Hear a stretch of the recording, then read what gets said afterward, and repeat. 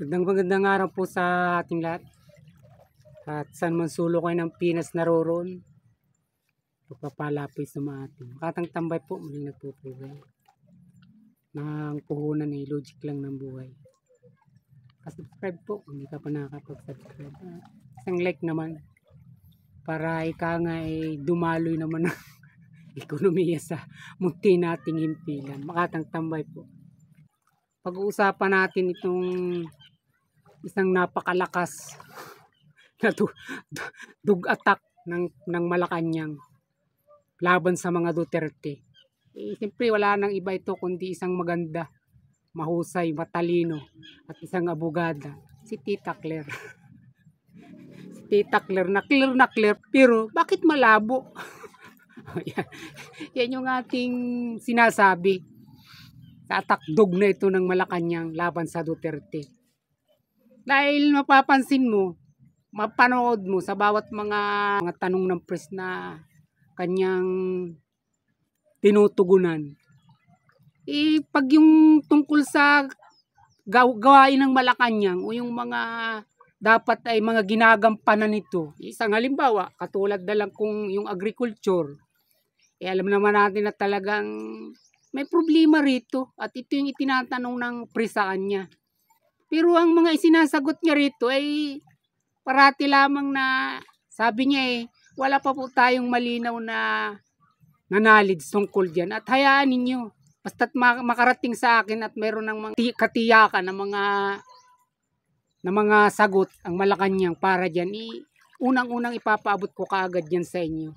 Ganyan yung kanyang mga sagot pagka ang katin mo at itatanong ng mga media ay yung tungkol dun sa kung paano yung dapat ginagawa ng administrasyong ito. Dahil ang daming ang problema, di ba? Yung kagutuman, ulit-ulit na lamang yan at taas ng presyo ng bilihin. Masyado ng basag. Kumbaga nakakarindi na rin sa tinga kung papakinggan mo na parati na lamang na taas ng presyo ang nagdudulot ng kahirapan. At saka alam naman natin na puro problema, pero sa halip na tugunan nga ito, alam naman natin, di ba? Bago pa ba naman ito? Puro Duterte kaya ang inaatupag ng gobyerno ni Marcos. Simula nang maupo ito at hanggang sa kasalukuyan 3 taon na. Puro Duterte. At ang nangyayari nito, sa halip na punuan yung dapat ay kinikilos niya, sinisisi na lang niya sa nakalipas na administrasyon. O di ba? Napapansin naman natin yan lahat ng problema. Dahil hindi niya kayang solusyonan, isinisisi na lang parati sa nakalipas na pamahalaan ni Duterte. At ito si Atty. Claire, ito si Tita Claire, kaya nga nasasabi natin na Claire naman siya, pero bakit ang labo?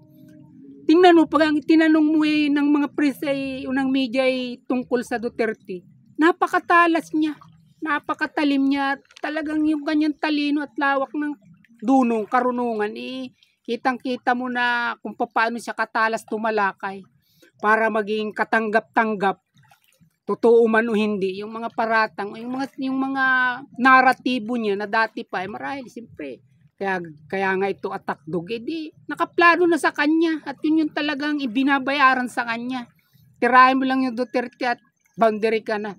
Napapansin naman natin, kita nyo naman talagang sa kanyang mukha, mapansin natin na kinakarir talaga niya yung kasalukuyan niyang posisyon kahit undersecretary lang siya ng PCO.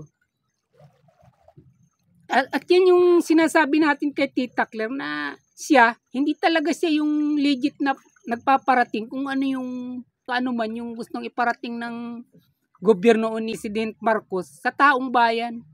Kundi ang mapapansin natin sa kanya na umatake ka lang sa Duterte at wala ka ng problema.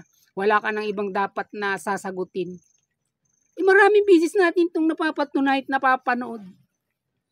Basta tinanong siya na kung ano na yung mga gawain kung ano na yung kasalukuyan na, halimbawa katulad ng status nung 3 nahuling espiya di umano sa China. Ganun din ang sagot niya. Sabi niya wala pa tayong personal knowledge para dyan. At oras makakuha ako, siguradong ipapaabot ko sa inyo, ipapaalam ko kaagad sa inyo. Parating yun ang sagot niya, hindi sabihin mo na ito lang yung ating nababanggit. Talaga may mga video yan. Wala lang tayong signal na maayos dito kaya hindi ko ma-play. Puro yun ang sagot niya. Parang script ba? Na basta ito lang isasagot mo pagka tinanong ka. At hindi na babago yun.